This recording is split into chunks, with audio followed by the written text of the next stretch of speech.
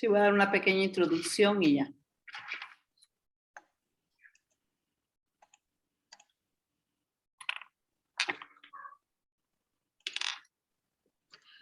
Buenas noches a todas y a todos.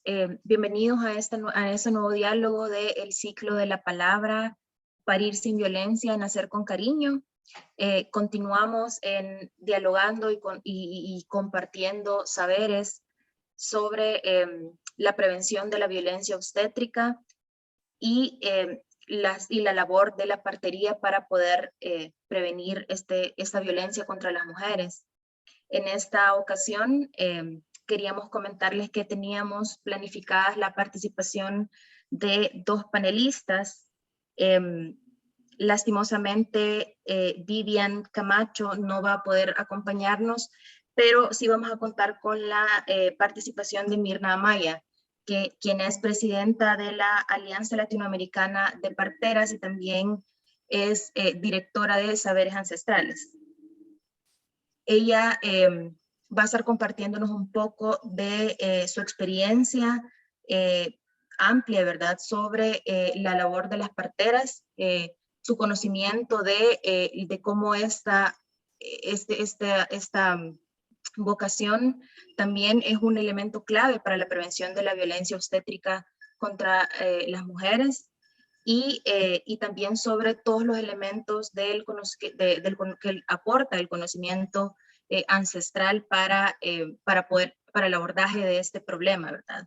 Esto viene siendo también un complemento importante para las charlas que se tuvieron la semana pasada, en las cuales pudimos conocer el trabajo que se realizaba en Honduras, ¿verdad?, para prevención de la violencia y también una perspectiva antropológica de este fenómeno.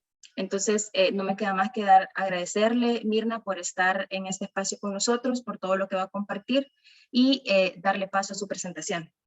Muchas gracias, muy buenas noches a todas y a todos. Este día, pues, me tocó presentar estos temas sobre violencia obstétrica que se ha estado luchando desde hace muchísimos años. Siempre venimos con ese... con ese proceso, más bien se puede llamar, de estar siempre no quitando el dedo del renglón sobre este tema, ¿sí? Este va acompañado del parto respetado, es lo que nosotros siempre queremos, un parto respetado y que no haya violencia durante la salud reproductiva, no solamente durante el embarazo, el parto, sino que también incluso en la menarca y en la plenopausia o la menopausia, ¿no? Entonces, durante todo el proceso de la salud reproductiva de la mujer, siempre hemos tenido esos sucesos de violencia, ¿sí? Y se vive en todos los lugares, o sea, la violencia obstétrica no solamente se vive dentro de los hospitales, también se vive dentro de casa, ¿sí? Hay parteras también, no puedo yo meter la mano por todas las parteras, hay parteras también que muchas veces se creen con el poder como superior a la mujer que están acompañando y también pueden llegar a tener violencia, ¿no? Entonces, o ejercer violencia sobre las mujeres. Entonces, sí es bien importante cómo nos vamos a dirigir desde el momento en que nos dirigimos a las mujeres, desde el momento en que las entablamos. Y bueno, yo cometí muchos errores hasta que comencé a ver esta parte de género y esta parte en su momento le decía, bueno, y tu marido no te va a acompañar, y después me dijeron, no, pues tu pareja, porque pues sí, a lo mejor vienen en pareja femeninas, y entonces, y va uno aprendiendo poco a poco, y no sabía que eso podía ser violencia, ¿sí? El decirle señora a la persona puede ser violento, decirle por su nombre, llamarla por su nombre. Por eso es bien importante cuando hacemos una historia clínica, ¿sí? Las parteras también debemos de hacer historia clínica porque es importante saber el registro de cada mujer que acompañamos durante el proceso, ya sea de la menarca, ya sea de la sexualidad, de prepararla para el embarazo, para el parto, posparto, para la lactancia, planificación familiar, etcétera. Entonces, o cualquier enfermedad ginecológica que nos buscan a las parteras en un proceso natural, también es bien importante hacer una historia clínica, ¿sí? Quiero contarles una historia de una mujer que realmente ella no quiere ir al hospital. Ella es una mujer indígena y se lo voy a decir y a leer como ella lo escribió, este testimonio. Dice ella: tengo miedo, tengo mucho miedo que en otro brinco este camión se me vaya a salir el niño. Hoy tardó más tiempo en pasar y tuve que esperar en el fresco después de haber caminado un buen rato por la vereda grande. Tengo miedo de enfermarme. Ha estado haciendo mucho calor y la calurosidad es mala. Si le pega a uno el fresco estando en calentura, uno se puede hasta morir. Tengo miedo de no llegar a la hora que me citó la doctora por el retraso del camión. Le dije que vivía lejos, que era muy temprano y que tenía que echarle las tortillas al Pascual. Sin mirarme, casi, solo me dio el carné y me dijo que si yo no quería perder la cita, tengo que llegar a la hora.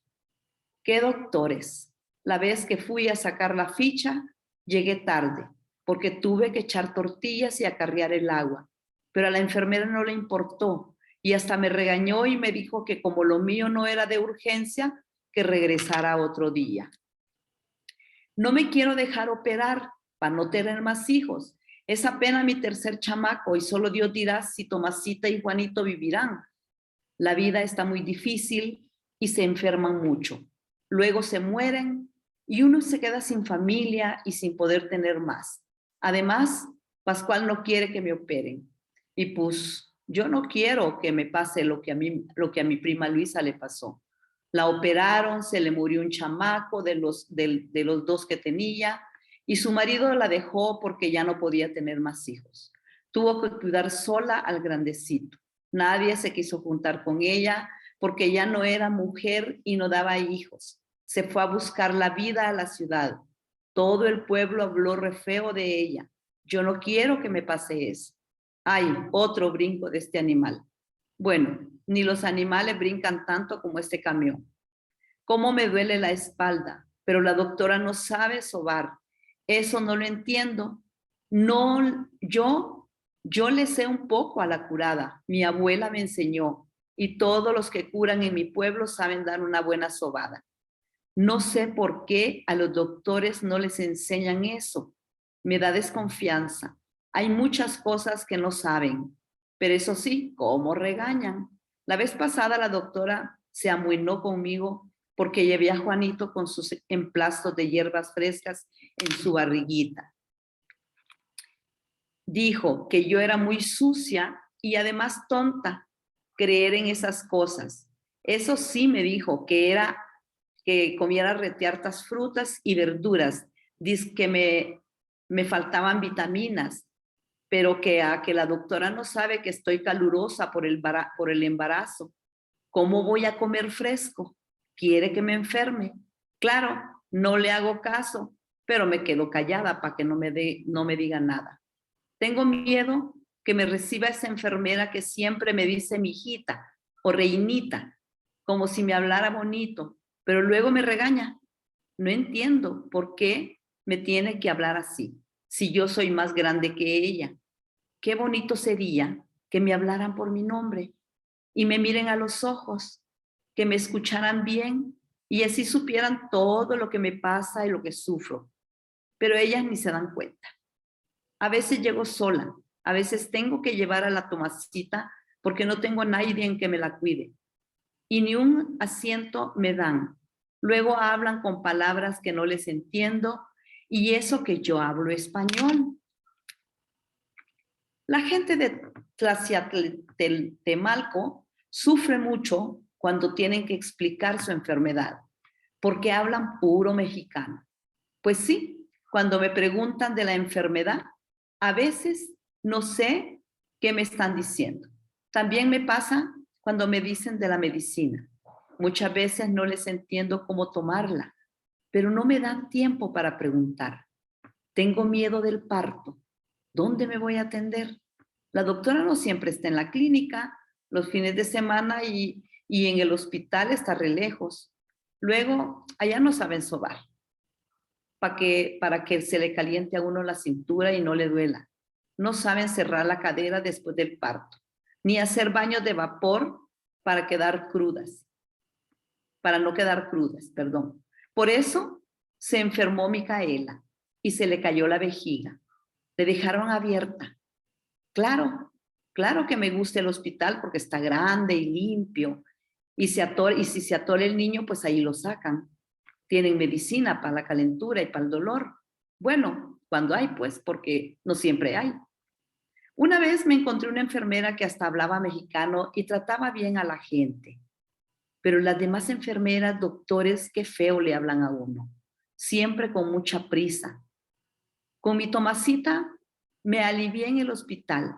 Me dejaron sola en una cama acostada, con las piernas abiertas, y se me cansó la cadera. No podía pujar y hasta me agarró calambre. No dejaron pasar a mi Pascual para que me ayudara como lo hace con doña Panchita. Con esto me agarró el miedo y me ganó el dolor y grité. Y entonces llegó un doctor y me regañó, que si no me daba cuenta de que asustaba a las demás. E incluso me dijo, ¿verdad que hace 9 meses no se quejaba? Eso me dio reteartamuina y me dio más dolor. Luego, para molarla, en el mismo día que me alivié de la Tomasita, en la tarde me dieron para afuera, que así hacían todas. Estaba haciendo retearto frío, porque era diciembre. Mi Pascual y yo le dijimos que los 3 primeros días después del parto estamos todavía muy calurosas. El fresco nos enferma re feo, pero no les importó y me mandaron a mi casa. Por su culpa anduve 15 días con dolor de cabeza y me tuvo que atender doña Panchita. Lo bueno es conmigo que todo el tiempo le da permiso al Pascual para que me ayude y que me atienda en cuclilla agarrada de él. Eso me ayuda a pujar y no me canso tanto. Además me lava toda la ropa y sabe sobar muy bonito para quitar el dolor. Así me atendí de Juanito. Di que sí que me cerró la cadera y me dio baños de vapor con hierbas. Si no es por ella, no sé qué hubiera pasado. Yo creo que ahora le voy a pedir que me atienda el parto. Ella no regaña, se queda retear todo rato conmigo y no tengo miedo. No tiene miedo y no tengo miedo que se me atore el chamaco. Luego, quién sabe qué pueda pasar. Cómo me gustaría que los doctores y las parteras trabajaran juntas y así tener lo mejor de los dos. Cómo me gustaría que los doctores supieran medicina de la nuestra, de las hierbas y sobadas y vieran que sí sirve. Ah, ya llegamos al pueblo y la clínica ya no está lejos. Dios, que me vaya bien, que todo me salga bien. Tengo mucho miedo. Y bueno, sí es bien importante esta historia. Allí esta mujer, pues como muchas mujeres que a veces no tienen ni agua para bañarse, llegan a las clínicas, las regañan porque van sucias, o porque no se bañaron, no usan desodorante y a veces no tienen ni para eso, tienen para comer o no tienen para un desodorante, ¿sí? Entonces, y la cultura, o sea, no respetan a veces la cultura de las personas, el cómo se dirigen, no les entienden a veces su vocabulario, les dicen que están que están edematizadas y ellas no saben, creen que es algo grave y en vez de decirles que están hinchadas, ¿sí? Entonces, esta historia, la experiencia que se tiene al respecto con esta historia, la tienen muchas mujeres, ¿sí? Muchos problemas culturales están presentes en este contexto, ¿sí?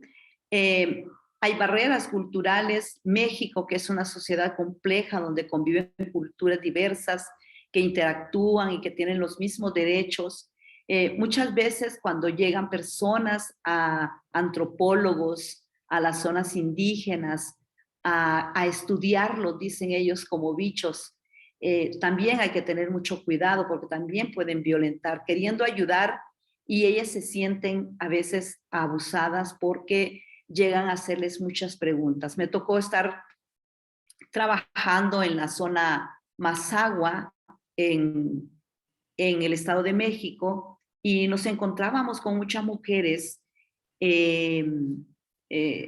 mazahuas, indígenas, donde nos decían que no querían ir al hospital porque sentían que las violaban. Cada vez, cada quien llegaba y le hacía un tacto y le hacía un tacto, y ellas no querían ir y porque no les permiten que su pareja esté con ellas, ¿sí? Y que porque les quitan la ropa, y en cambio en su casa con la partera no les quitan la ropa, respetan que se queden con su vestuario. Dice que ellas solo se quitan el calzón, ¿sí? Nosotros le llamamos pantaleta, y, y entonces por eso no quieren ir a los hospitales, y muchas veces las remitimos al hospital, y a veces hemos tenido que acompañarlas porque muchas no van. No van, dicen sí, sí voy, y no van, sé que se van, se regresan a su casa, y es donde sucede la muerte materna, o es donde puede pasar un peligro al bebé, ¿sí? Entonces es bien importante que pongamos, y eso creo que sucede aquí en El Salvador, en diferentes países, ¿no? No solamente en México. Eh, los hospitales, hay personas que muchas veces llegan con problemas, médicos con problemas, enfermeras con problemas, y también hay que ponerse en sus zapatos. A lo mejor están cansados de hacer algunos turnos, pero la gente no sabe, las mujeres no saben, van con su dolor de parto y no saben realmente que esta mujer está desvelada, que esta mujer tuvo problemas en su casa, que esta mujer a lo mejor está siendo también violentada por su pareja, por su familia, y llega a explotar con los pacientes, entonces, o con las mujeres que llegan a visitar. Entonces yo creo que se necesita un poquito más de conciencia en el aspecto de ponernos en los zapatos del otro, siempre, ¿sí? Tanto de una parte como de otra parte. No es que aquí vengamos solo a juzgar que las clínicas, los hospitales son donde más se ejerce la violencia obstétrica. Y hay gráficas que tenemos donde se ejerce la violencia obstétrica. Ahorita voy a ver si les comparto por aquí déjenme la busco, donde tenemos aquí, donde vamos a compartir un poquito esta parte, y nos vamos a pasar rápido donde hay imágenes, ¿sí? Para aquellas personas que si no pudimos pedirles el permiso de eso. Entonces, no sé si me puedes compartir pantalla, por favor.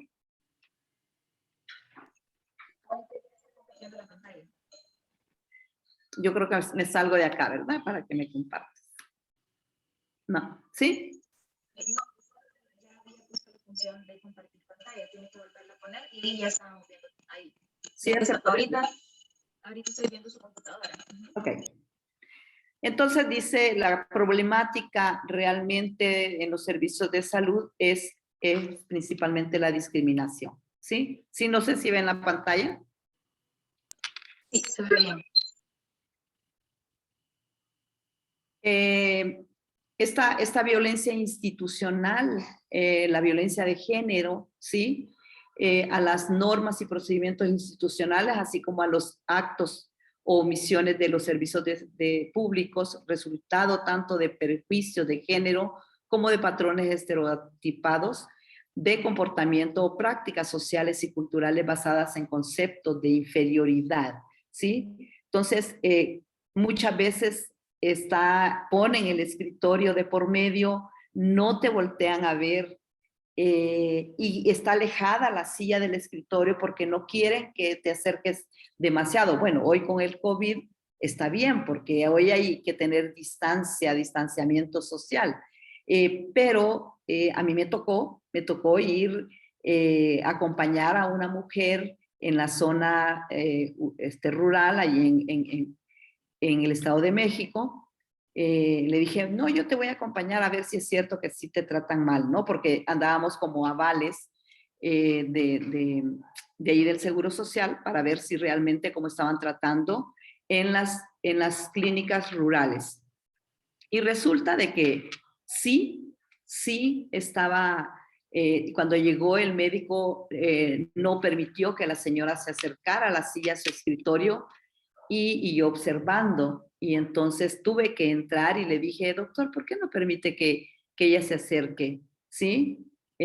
No, ahí tiene que estar, que así son las normas. Entonces después tuve que hablar con el jefe y decirle, ¿sí? Porque nosotros estábamos varias parteras trabajando en esas comunidades, y decirle la forma cómo discriminaban a las mujeres, ¿no? Porque llegaban con lodo, ellas no podían, bajaban caminando desde lejos, y las violentaban mucho, las discriminan mucho, ¿sí? Entonces, obstaculizan, impiden el goce de servicio de los derechos humanos de las mujeres. La violencia en la salud reproductiva, todo acto o omisión que afecta la autonomía y la capacidad de decidir de las mujeres sobre su sexualidad y sus procesos reproductivos. Esta posición en litotomía, esta posición con las piernas levantadas es como una tortura, y bueno, y antes amarraban las manos, hoy ya por lo menos ya no te las amarran, ¿sí? Y pues ahí quien está cómodo es el médico. Entonces sí es bien importante que las mujeres ya también se pongan y decir, doctor, no quiero parir así, quiero parir de otra forma. O sea, que la mujer es la que decide cómo parir, no el médico. Entonces sí tiene que tener como ese derecho, más bien tiene ese derecho de parir como ella se sienta a gusto parir, ¿sí? Y pues sí, en los procesos en los procesos de atención perinatal, en toda acción u omisión por parte del personal de salud, de tipo médico, administrativo, desde que llegas muchas veces hasta el propio policía, trata mal. O sea, con un poquito de poder se sienten y ya no te dejan pasar, o cuando vas a dar los datos, o sea, es muy cortante, muy violento, y a mí me tocó como partera, porque también hemos sido violentadas las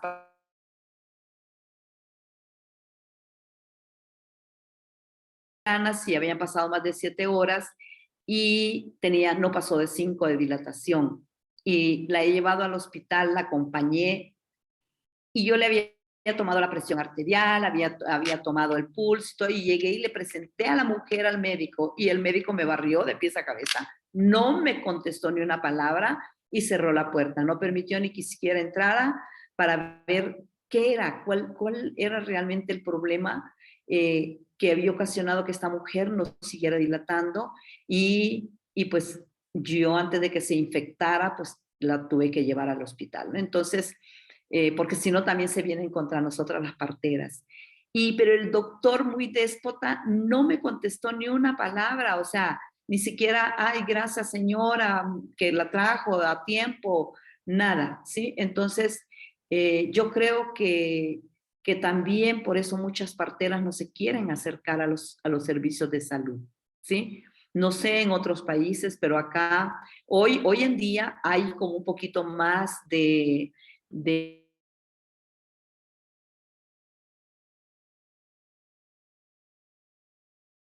acompañar, avisar a los servicios de salud que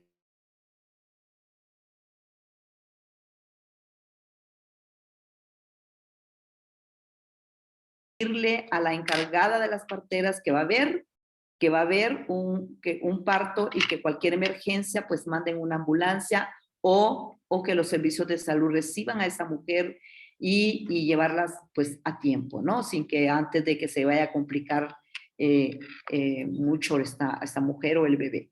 Entonces, pero ha sido paso a paso, paso a paso. Hay hospitales que realmente mi respeto por toda la atención amigable que tienen hacia la mujer, principalmente cuando están en el proceso del parto, ¿sí? Esta es las 10 especialidades con mayor evidencia de mala práctica, ¿sí?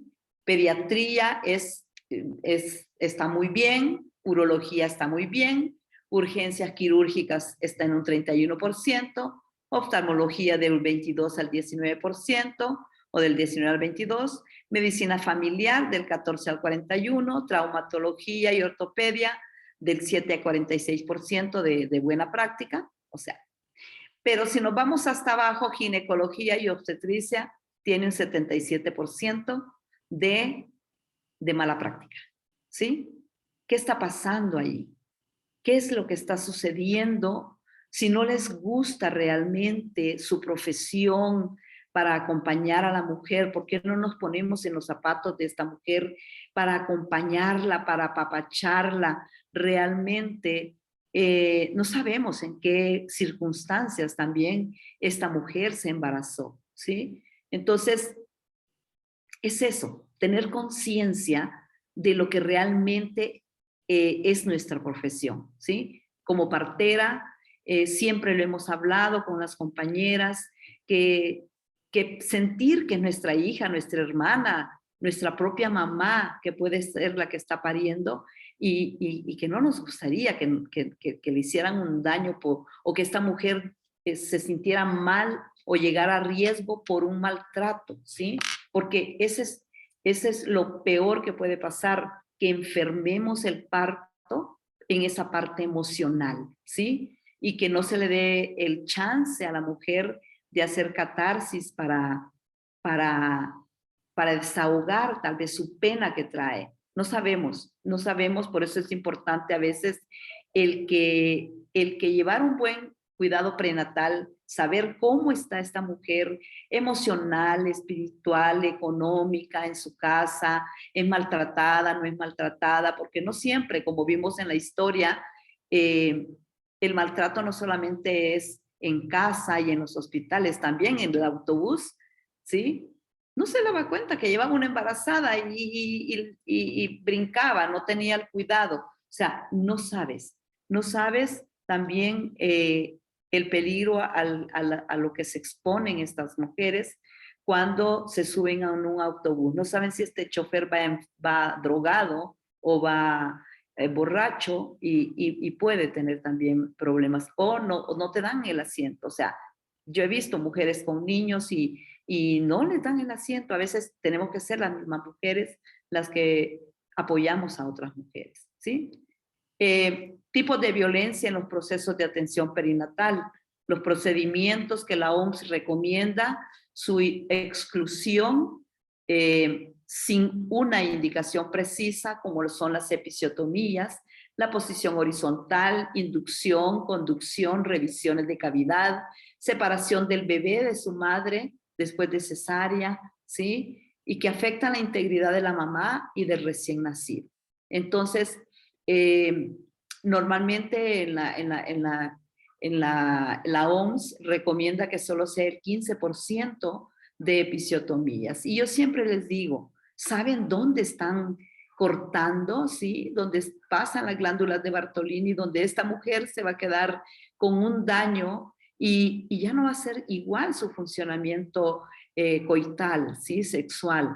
Entonces, ahí comienzan también otros problemas para la mujer. ¿Por qué? Porque ya no se siente que realmente se satisface y satisface por esa violencia. Y las cesáreas igual, ¿sí? A veces por salir ya del paso y a veces realmente yo como partera he agradecido mucho el que existan los médicos que realmente hacen una cesárea necesaria. ¿Por qué? Porque a veces es necesario una cesárea, ¿sí? Cuando se ha complicado por motivos que a veces ni siquiera se puede ver, se puede observar en el embarazo. El embarazo puede ir muy bien, pero a la hora del parto muchas veces pueden suceder muchos riesgos, ¿sí? Pero no por eso a todas las mujeres, la mayor parte de mujeres se les pueda hacer una cesárea o hacer una episiotomía. Hay que cuidar el periné, hay que aprender a cuidar el periné y no violentar a las mujeres con una episiotomía o que se desgarre porque no cuidaste bien el periné, ¿sí? Entonces, todo eso se remite a la violencia obstétrica. Tipos de violencia en los procesos de atención perinatal, las humillaciones, maltratos y la falta de ética, diciéndole a las mujeres de que hace 9 meses no les dolía. Tipos de violencia en los procesos de atención, el estar observando como que fuera un espectáculo, esos procedimientos de hacer tactos, episiotomías, revisiones de cavidades, aplicaciones, forceps y cesáreas. Ya tenemos que parar ante todo eso y solamente cuando realmente sea necesario. Sí, el maltrato cultural y social en la salud reproductiva, ese rechazo y discriminación por pobreza, por indígenas y por adolescentes, ¿sí? Incluso cuando hay alguna enfermedad de transmisión sexual, estamos viendo que a lo mejor la mujer también fue víctima de esa transmisión, de esa enfermedad. Y es un trato muy, muy discriminativo dentro de los servicios de salud, ¿sí? Me tocó en una ocasión estar dentro de un hospital y llegó a parir una mujer con VIH y sí, el trato fue bien, bien feo. La verdad que no le querían alcanzar ni el cómodo para orinar. Y bueno, fue algo bien doloroso ver a esta muchacha de 18 años que había sido mamá y había sido contagiada, ¿sí? Entonces, yo creo que hay que revisar muchos puntos sobre esta parte de la violencia, ¿sí? Si observamos aquí en esta tabla, pues vemos como este sistema automatizado de egresos hospitalarios realmente ha bajado bastante esa parte de los partos vaginales. Y entonces dicen, ¿cómo fue tu parto? Ah, fue natural. ¿Natural en el hospital? Ajá, ¿te pusieron suero? Sí, entonces ya no es natural, ya fue inducido. ¿Te hicieron episiotomía? Entonces ya no es natural porque te hicieron episiotomía, ¿sí? Entonces, el parto espontáneo, si observamos aquí, solo es un 20.5%. O sea, un parto entre comillas natural, ¿sí? Porque se enferma el parto dentro de los hospitales, ¿sí? El 31 de julio del 2017, la Comisión Nacional de Derechos Humanos emitió la Recomendación General número 31 del 2017 sobre la violencia obstétrica en el Sistema Nacional de Salud. Detalla la violencia obstétrica desde los derechos humanos y hace recomendaciones a todo el Sistema Nacional de Salud para erradicarla. Y entre ese sistema de salud estamos también las parteras. Excluimos. Así es que también le pido parte de compañeras que todavía ejercen violencia, permitiendo que la mujer no sea bien cuidada porque es parte de a este oficio, es nuestra obligación pues estar acompañando y acompañando bien, y si no, mejor no, ¿sí? El derecho a una violencia, derecho a la protección de las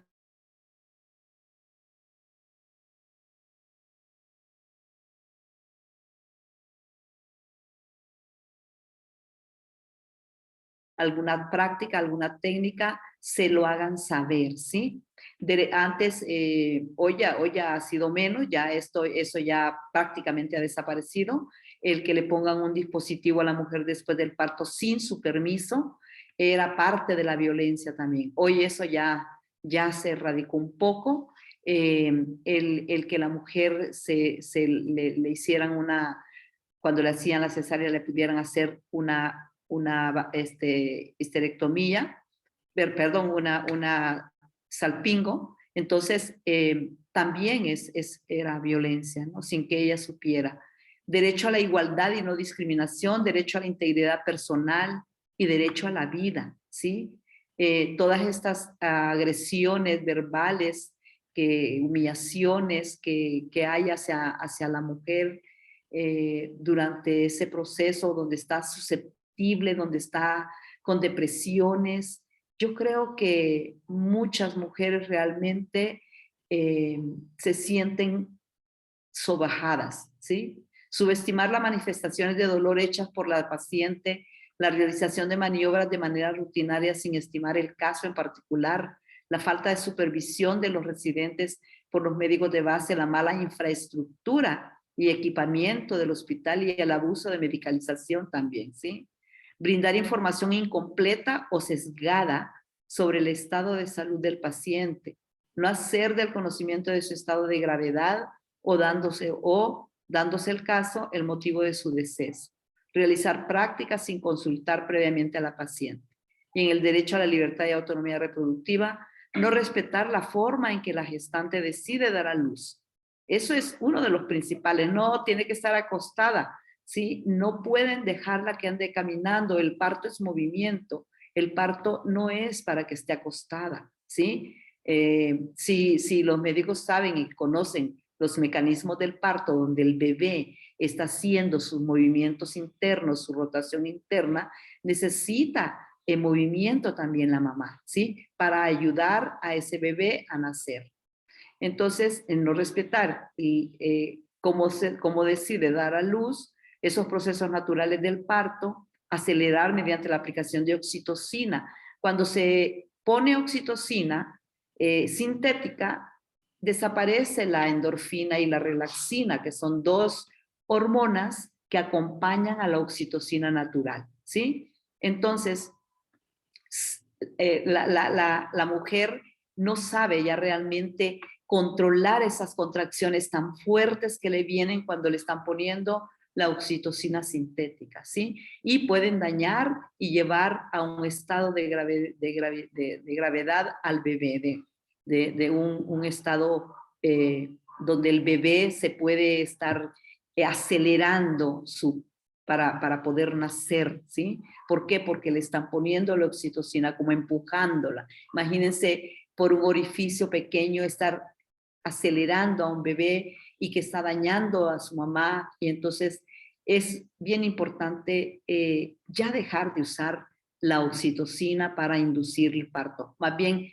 ya no inducir el parto con nada, ¿sí? Y parteras también no induzcan el parto ya con test ni con nada, ¿sí? ¿Por qué? Porque no necesita, la mujer ya sola está generando su propia oxitocina. Lo que podemos hacer, a lo mejor dar un masaje, un bañito caliente, algo que no perjudique al bebé ni a la mamá, ¿sí? Prácticas discriminatorias en contra de las mujeres por su origen y condición social, omitir las circunstancias particulares de la gestante, falta de intérprete y traductores. Eso sucede mucho aquí en México porque hay muchas zonas indígenas y donde la mujer no sabe y no hay un traductor, ¿sí? No sabe hablar el idioma del médico, de la enfermera, y no hay un traductor. Entonces también los médicos y las enfermeras se sienten mal de no poder dar una buena atención porque falta un traductor. También eso se ha ido superando aquí en México, ¿sí? Aplicación de episiotomías innecesarias, cesáreas que no están médicamente indicadas, entre otros, prácticas que no son invasivas y pueden causar un daño físico. En las mismas no mide solicitud, no piden consentimiento informado a la paciente, a la mujer, ¿sí? Acciones u omisiones que tienen como consecuencia la pérdida de la vida de la mujer o estimar los padecimientos manifestados por la mujer, por la gestante, descuidar la vigilancia estrecha del binomio materno-infantil, abandonarla durante el proceso de las primeras 2 horas, 24 horas, donde esta mujer tiene que estar vigilada de que no vaya a tener una hemorragia, que no vaya a convulsionar, que no vaya a tener otro tipo de problemas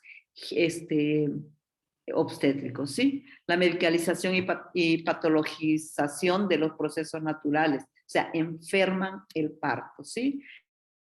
Hay una encuesta sobre la dinámica de las relaciones en los hogares, ¿sí? Y hay varios resultados, como se puede observar aquí.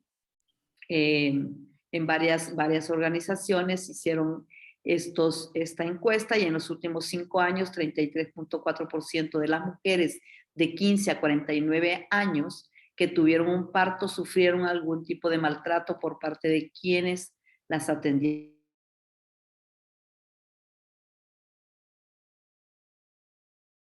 5 años.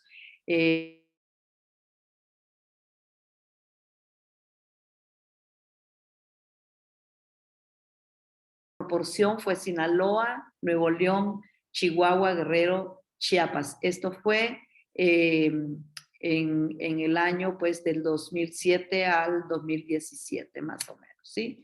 Y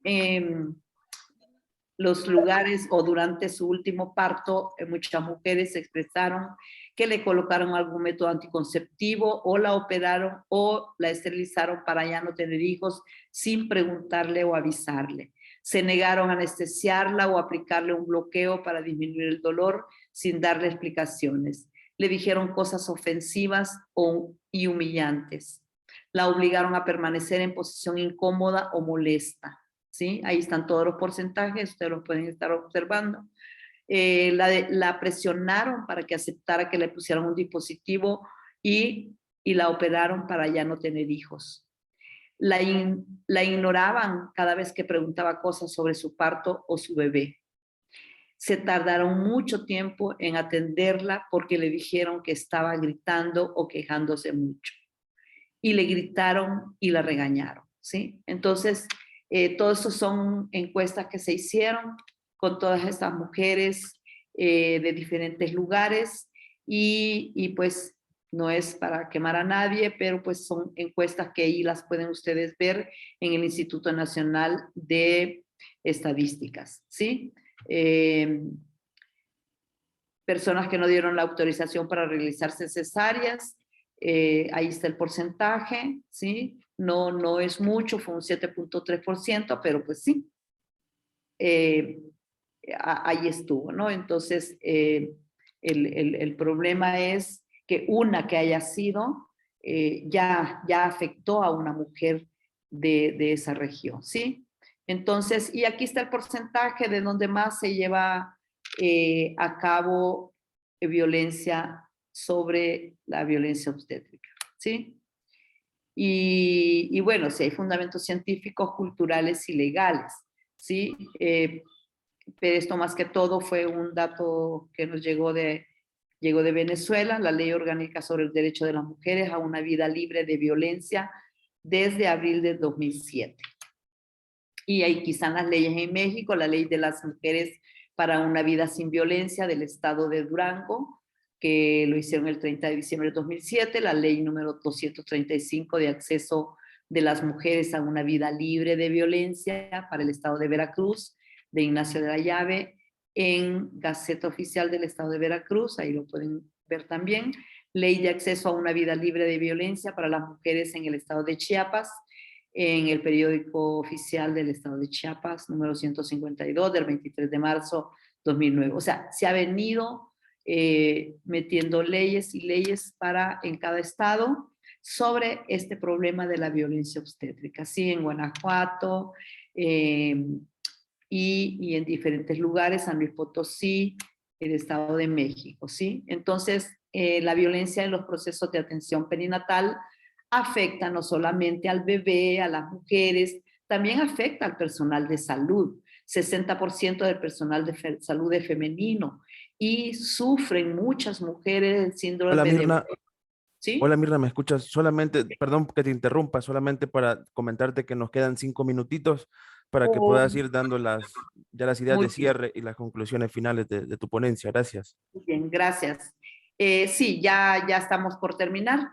Este es un punto bien importante del síndrome de Burnout, que es un problema que sufren los servicios de salud, las personas, el personal de servicios de salud, que no quiere ver violencia en las otras mujeres y realmente se sienten deprimidas, se sienten ya no con el mismo deseo de seguir ejerciendo su profesión porque no quieren sufrir o ver sufrir a estas mujeres, ¿sí? Entonces, eso aquí vemos, se da en personal de salud en contacto con un ambiente deshumanizado y estresante, se caracteriza por manifestarse en agotamiento emocional con pérdida de interés por la gente por la que se trabaja. Personal obstétrico es quien tiene índices más altos de este síndrome, ¿sí?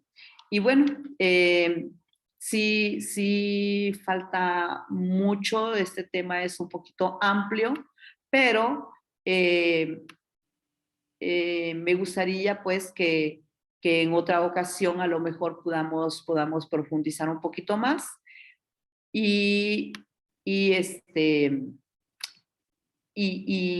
hablar. A lo mejor hay otros países, yo felicito a la presidenta, a la esposa del presidente de El Salvador por esta iniciativa de tener un parto respetado dentro de los hospitales y vigilar un poquito más sobre esta violencia obstétrica para que ya no se lleve a cabo tanto abuso de parte de los médicos, enfermeras y servicios de salud hacia las mujeres gestantes, principalmente a las mujeres de zonas indígenas, ¿sí?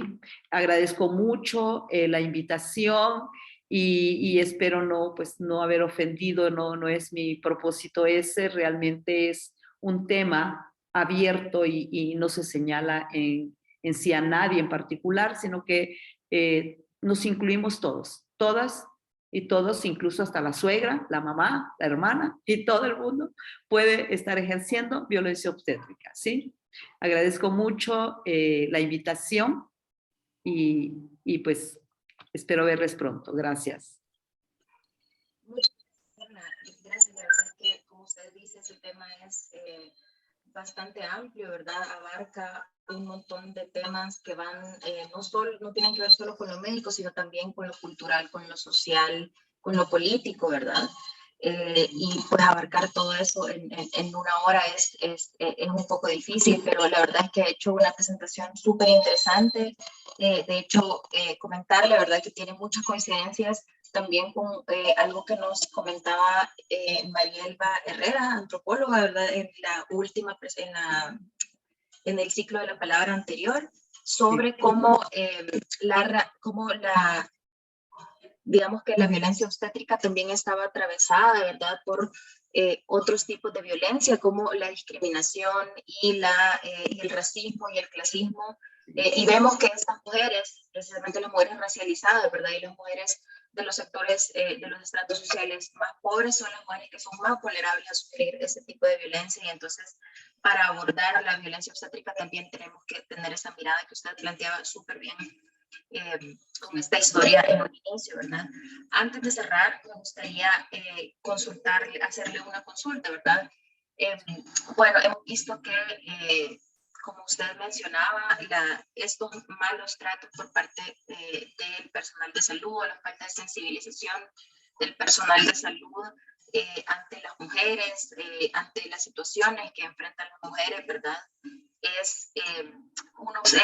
Primero, promueve la violencia obstétrica y además es un factor que limita el acceso de las mujeres a la salud, ¿verdad? Es decir, las mujeres sienten temor de volver a los hospitales ante una emergencia, incluso porque tienen miedo a ser maltratadas. Y eso es un factor bien importante para poder luchar incluso en contra de la mortalidad materna, ¿verdad? Es decir, que entonces, yo quería preguntarle, digamos, desde su experiencia, como dentro de la Alianza Latinoamericana de Partería, dentro de su trabajo con otras mujeres que ejercen la partería desde el saber ancestral, ¿de qué forma cree usted que es la mejor manera de poder abrir espacios para trabajar de la mano con el personal de salud, de manera que pueda haber realmente este intercambio de saberes que permita, digamos, cambiar esa mirada quizá exclusivamente biologicista de la salud sexual y reproductiva de las mujeres. Cómo abrir esos espacios, cómo lograr sensibilizar al personal de salud para que ellos puedan como bajarse de esta posición de altura moral e intelectual en la que se colocan y puedan ver realmente cómo podemos dignificar a las mujeres, ¿verdad?, embarazadas, dignificar los partos, los nacimientos y la vida de los bebés, la vida misma, ¿verdad? Sí, es que es bien difícil porque eso viene desde arriba, presupuesto para la salud y principalmente presupuesto para salud reproductiva. Hace falta más personal dedicado a la ginecología, a la obstetricia, más personal consciente, ¿sí? Y una buena infraestructura dentro de los hospitales que incluso no deberían de estar. Debería de haber hospitales especializados solamente para la maternidad, ¿sí? No tener allí al lado que vas a tener un enfermo de otro problema, un diabético, un ejemplo, ¿no? Y a la par está la mujer allí. O sea, no, debe de estar siempre. Yo sé que hay salas de maternidad, pero realmente en el momento en que entras y estás sentada en una sala de espera, hay enfermos de todo tipo y esta mujer está muy vulnerable, ¿sí? Entonces yo siento que sí debería de haber hospitales en cada estado, hospitales de maternidad nada más, ¿sí? Aquí en el estado de Morelos tenemos un hospital en Yautepec, que es un hospital de la mujer, ¿sí? Es hospital de la mujer, donde realmente ahí van de todo tipo de problemas, pero de salud reproductiva, ¿sí? Entonces, si todos los estados tuvieran un hospital así, también van a descentralizar los demás hospitales con problemas de salud reproductiva y van a evitar menos violencia y también que se descansen, porque sí, se ha visto que hacen a veces doble turno, ya sea por economía o porque no hay personal suficiente. Entonces, llegan cansados y te altera el estado de ánimo y por eso viene a veces el maltrato, ¿sí? Entonces, yo siento que podemos ir trabajando muy bien en todos estos aspectos, pero viniendo desde la cabeza, porque si la cabeza no dice sí, si hay presupuesto, pues ni modo, no se puede y realmente sí tiene que haber toda esta conciencia hacia la salud principalmente, ¿sí? Dedicarle a la salud y a la educación, porque desde la educación viene también, decía un médico, es que ya no los educan a los médicos nuevos a poder entablar bien una conversación con las mujeres que están en contracciones, que a veces, espéreme, no me puedo mover todavía. Y señora, pero es que ya pásese a la camilla y no importa que está con la contracción, ¿sí? Entonces, ¿por qué? Porque como no han sentido a lo mejor una contracción, entonces no saben que uno quisiera ni moverse cuando está con la contracción. Entonces, pero así quieren y te exigen que te pases a la otra camilla. Y ese movimiento de un lugar a otro, ¿sí? Deberían de haber habitaciones conjuntas donde ahí se lleva a cabo el parto, donde ahí se lleva el proceso de estar con las contracciones, vivir ahí todo el proceso y ahí está tu bebé contigo, ¿sí?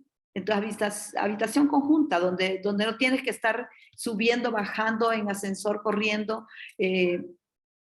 para estar, y que te separen de tu hijo tampoco es bueno, porque hay un proceso bien importante donde la oxitocina se genera y que la pareja también esté presente, porque el hombre también genera una hormona que se llama vasopresina, que en ese momento de que está viendo a su hijo nacer, que está acompañando a su mujer, le llega ese amor hacia ese hijo, ¿sí? Entonces no es que no los quieran, aunque no lo vean nacer, pero se despierta mucho esa hormona, ¿sí? Entonces es cosa como también de que la educación esté un poquito más presente en esta parte y la sensibilización, ¿sí?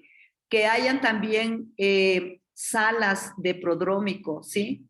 Salas en las salas en los hospitales, hayan salas donde las mujeres que están iniciando su proceso del parto, que todavía no llegan a la fase latente, que puedan estar en un lugar donde las puedan estar vigilando, cuidando, y que no se vaya, y no mandarlas a la calle a caminar, donde puede haber peligro, donde puede parir en la calle. Esto es indecible, lo del parto. La verdad es que puedes decir tú, tiene 4 de dilatación, pero en menos de 1 hora puede llegar a parir, ¿sí? O sea, no se sabe, ya ha pasado, nos ha pasado a las parteras, nos ha pasado a los médicos de la rapidez que a veces muchas mujeres pueden parir.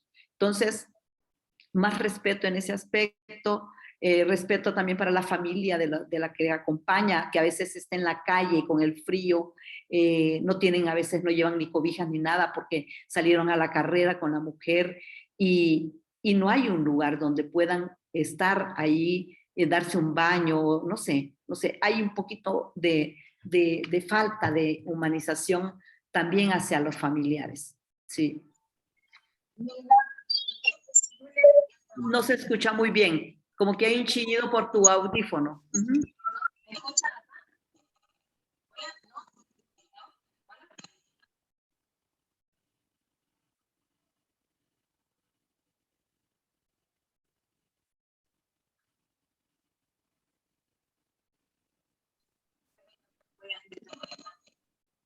Se te entrecorta.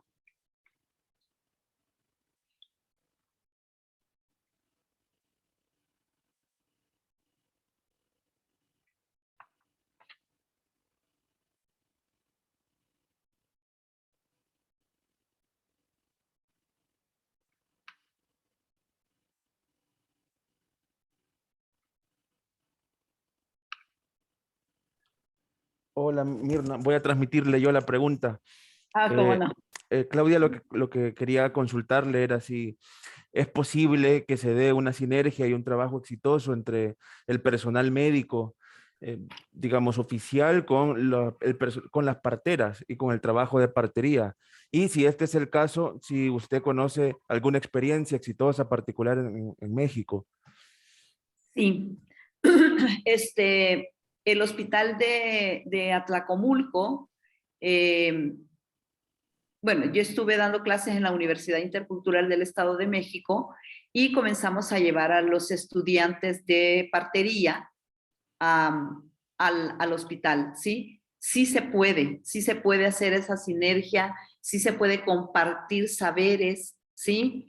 También hay un hospital en Mexicali donde yo di asesoría a varios enfermeras y enfermeros sobre técnicas de mejorar el proceso del parto, de disminuir el dolor, y de una oxitocina natural sin alterar el proceso de oxitocina natural que ya trae la mujer, como es el masaje, y lo han estado aplicando dentro de los hospitales y ha funcionado. Entonces, si funciona en un hospital, puede funcionar en otros hospitales, ¿sí?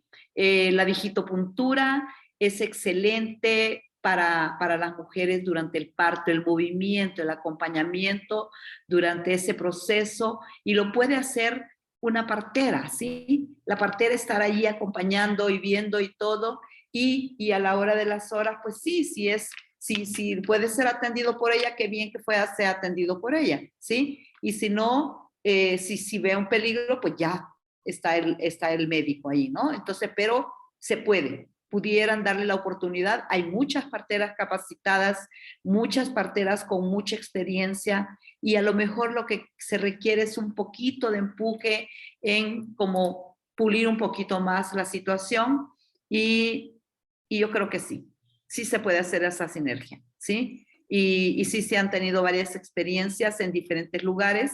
En Chiapas hay un hospital, el Hospital de las Culturas, está al lado del hospital, y la mujer cuando llega dice que quiere atenderse con la partera y va a la partera. El hospital de Cuitzala también en Puebla, también tenemos pues, esa experiencia, ¿sí? De que sí les permiten estar la partera a atender ahí, a acompañar ahí el parto, y si ella necesita de que el médico la cheque, llama al médico, va y la checa, y igual el médico le dice, ¿sabes qué? Mira, trae sentado a tu bebé, déjame llamo a la partera para ver si te lo puede acomodar, ¿sí? Entonces, se puede trabajar. Lo que pasa es que hay un poquito de celo profesional, ¿sí? Y cómo esta señora va a venir a enseñarme a mí técnicas de cómo recibir a un bebé si yo me estudié mucho tiempo, ¿no? O sea, quitarnos ya esas etiquetas, yo creo que se puede. Y con muchísimo gusto, pues podemos compartir nuestras técnicas de parto, ¿sí? Gracias, Lisa. ¿Me escucha mejor ahora? No, siempre mal. Hoy sí. Sí, ya, mejor. Yo creo que te tienes que acercar un poco a la computadora. Ok, le voy a hablar fuerte. Ok, ahí. Sí, tengo una última pregunta. Usted también mencionaba, y me parece muy importante hacer ver que, bueno, también desde el ejercicio de la partería se puede ejercer violencia obstétrica, ¿verdad? Desde las organizaciones y las asociaciones de parteras, ¿qué mecanismos creen ustedes que son eficientes para poder prevenir, digamos, estos casos entre el ejercicio de la partería, ¿verdad? Es decir, cómo trabajar este tema para que, como usted decía, más personas, más parteras entren en conciencia sobre todo el tema del enfoque de género, el enfoque de derechos humanos, para que ellas no se vean también en esa situación de ejercer violencia obstétrica contra las mujeres. Sí, o sea, de no abandonarla en el momento en que hay que acompañarla, ¿sí? Esa es parte de la violencia. El estarle diciendo mamita, mijita, hermosa, bella, o sea, no es una forma de cómo estar en ese momento, como dijo la historia, ¿no? Me dice mijita, como que sí me quisiera, como que me quisiera, o sea, se siente hipócrita, ¿no? Entonces, yo creo que si le queremos hablar bonito, hablarle por su nombre y hablarle con respeto, ¿sí? Y sí, yo en lo particular pienso que a lo mejor un comité de ética también, como hay comité de ética con los médicos, un comité de ética también de parteras, ¿sí? Que ya lo hemos platicado con las representantes de cada país, ver eso, ¿sí? Si vemos alguna anomalía de alguna partera, pues platicar con ella tal vez sin ejercer violencia, ¿no? También platicar y decirle, ¿no? Que se han recibido varias quejas de esa persona en la forma en cómo lleva el proceso del acompañamiento, ¿sí? Entonces,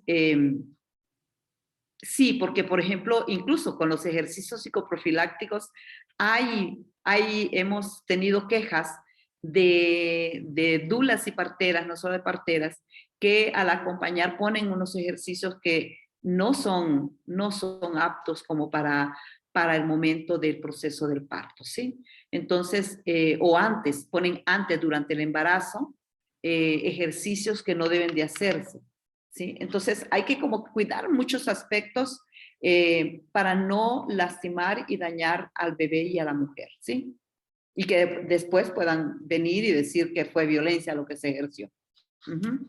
Pero sí, un comité de ética sería pues lo mejor. Y allí hasta yo pudiera salir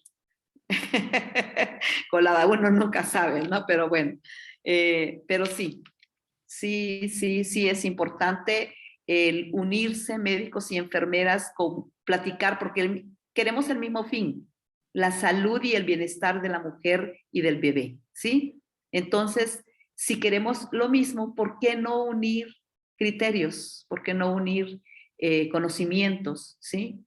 En mis cursos he tenido médicos, he tenido enfermeras y sí, muy bien, muy bien. La verdad es que los felicito, si me están escuchando por ahí, Los felicito a los médicos que han estado conmigo y que se han sensibilizado, y ellos mismos dicen, ¿no? Después de estar contigo nos hemos sensibilizado en muchas cosas, ¿no? Entonces eso habla bien de que sí se puede hacer esa sinergia. Sí, gracias, Claudia. Perfecto. Bueno, muchas gracias, Mirna, por este tiempo y este esfuerzo que usted ha dedicado a compartirnos sus conocimientos y sus experiencias. Ha sido bien enriquecedor, la verdad. Queremos recordarles, ¿verdad?, que esto va a quedar guardado en Facebook para quienes no puedan verlo en vivo, lo puedan ver después, y además se sube a la página, al canal de YouTube de Asociación Cabezas de Jaguar, que les invitamos a visitar el canal y a unirse, ¿verdad?, para que se les activen las notificaciones. Sí, entonces, gracias. así cerramos este espacio del ciclo de la palabra. Esperamos que más adelante podamos tener más charlas, ¿verdad?, y más discusión sobre este tema que, como bien decía usted, es sumamente amplio, ¿verdad?, e importante de abordarlo por todas sus aristas. Entonces, no sé si usted quiere decir unas últimas palabras. Sí, pues solamente agradecer al Gran Espíritu, al corazón del cielo, al corazón de la tierra, porque nos permitió compartir con todos ustedes estos momentos, y pidiéndoles siempre también a él, a este creador, de que también ponga su granito de arena, ¿no?, en sensibilizar y en apoyarnos en este proceso de hermanarnos, parteras, médicos, enfermeras, y todos los servicios de salud, que nos podamos hermanar para un bien común, ¿sí? Más hoy en estos días donde esta pandemia nos ha venido sí, como a aislar. Entonces que por lo menos la mujer durante el proceso del embarazo pueda estar mejor acompañada y con mejor respeto, ¿sí? Más bien respetar su parto. Sí, muchísimas gracias. Perfecto, gracias a usted, Mirna. Bueno, buenas noches, que descansen y nos vemos pronto. Muy amable. Adiós. Gracias. Ya salimos del aire. Ay, se fue.